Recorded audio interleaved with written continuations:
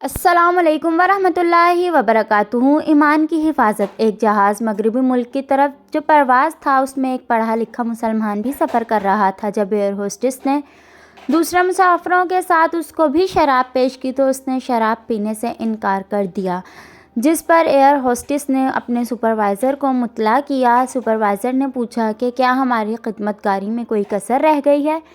یہ شراب مہمانداری کے طور پر پیش کی جا رہی ہے۔ مسافر نے اسے بڑی تمیز سے سمجھایا کہ وہ مسلمان ہے اور شراب نہیں پیتا۔ سپروائزر اصرار کرتا رہا کہ وہ شراب ضرور نوش کر لے۔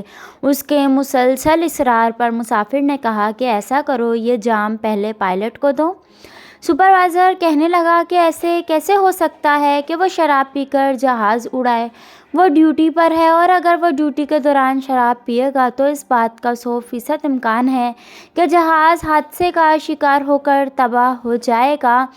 مسافر نے سپروائزر کو کہا، میں مسلمان ہوں، میں اپنے ایمان کو بچانے کے لیے ہر وقت ڈیوٹی پر ہوتا ہوں اور اگر میں شراب پیوں گا تو اس بات کا 100% امکان ہے کہ میں حادثے کا شکار ہو جاؤں گا اور اپنے ایمان کو تباہ کر بیٹھوں گا۔